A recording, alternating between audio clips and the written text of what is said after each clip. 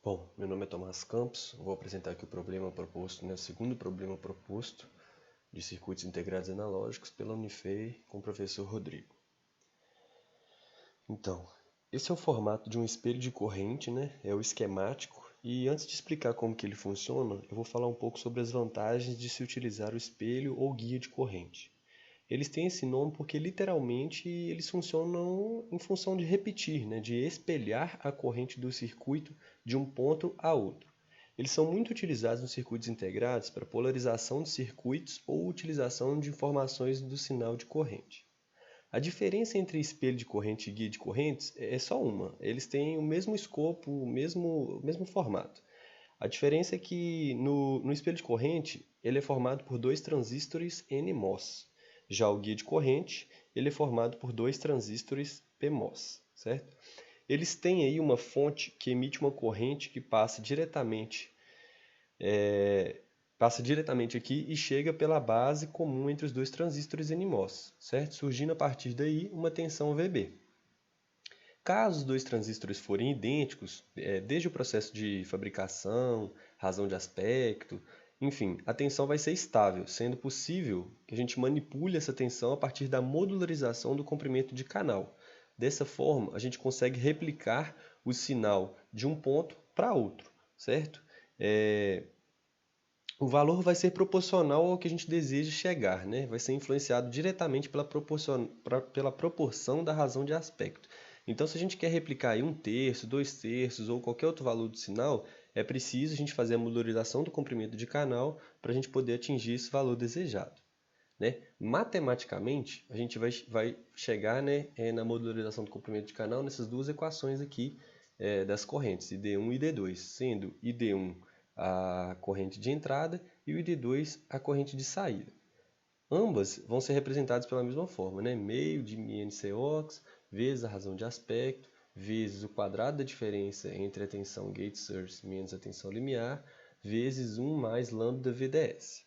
Beleza? Então, assumindo que esses dois transistores são idênticos, a gente vai simplificar essa equação, visto que a base entre os transistores é comum, e a gente vai chegar nessa razão aqui, entre as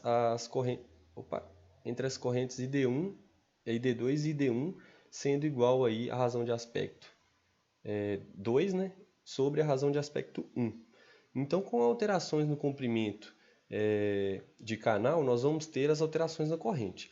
O W2, perdão, ele é diretamente proporcional a ID1 e o L2 ele é inversamente proporcional a essa ID1, Então, se a gente multiplicar esse W2 por 3, a gente vai estar triplicando a ID1, a corrente 1, corrente de entrada. E se a gente estiver dividindo o L1 por 2, a gente vai estar duplicando essa corrente de entrada. E assim por diante, Mesma coisa com a parte de baixo aqui da fórmula, com W1 e L1. Vai estar implicando diretamente aqui na corrente de saída, beleza?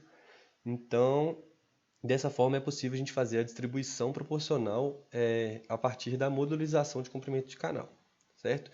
Então esse é o efeito da modularização de comprimento de canal, É perguntado no problema qual que é o efeito, e o efeito é esse, que a modularização de comprimento de canal no espelho ou guia de corrente é manipular a corrente que vai ser espelhada. Então a gente vai escolher a dimensão dos transistores ali, elas têm que ser idênticas, tanto a dimensão quanto o processo de fabricação, para que não haja perda de sinal, nem distorção harmônica, e dessa forma a gente vai ter um espelhamento perfeito de corrente. Portanto, eles têm que ter a mesma pergunta também, qual que é o comprimento ideal.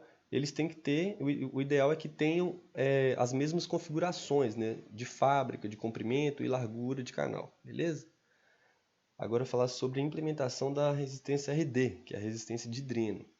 Essa resistência de dreno está ligada à transcondutância, onde a gente pode gerar uma corrente IDS a partir da tensão VGS.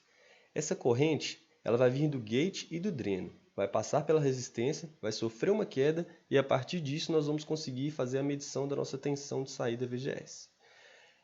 É perguntado se a gente pode implementar essa resistência na tecnologia IBM 130 nanômetros, E sim, a gente pode implementar essa resistência na tecnologia IBM 130 nanômetros ou como transistor operando como fonte de corrente, né? A resistência ela pode atender os requisitos de polarização do problema, porém ela seria fisicamente muito grande. Então é inviável, né? Não é ideal fazer essa implementação dela.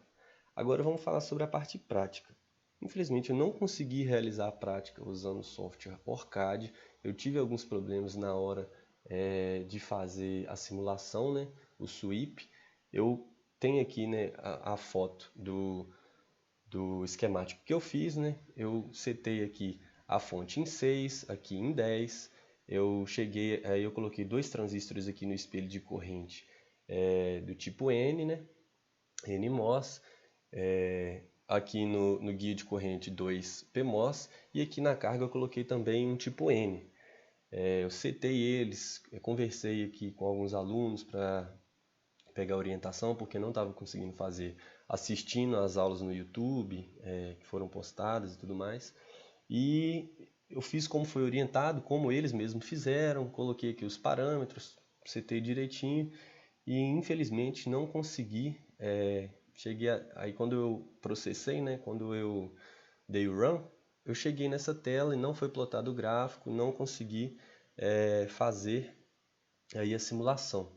E eu decidi trazer até aqui o conteúdo para não deixar em branco, não deixar de enviar o estudo que foi feito, né?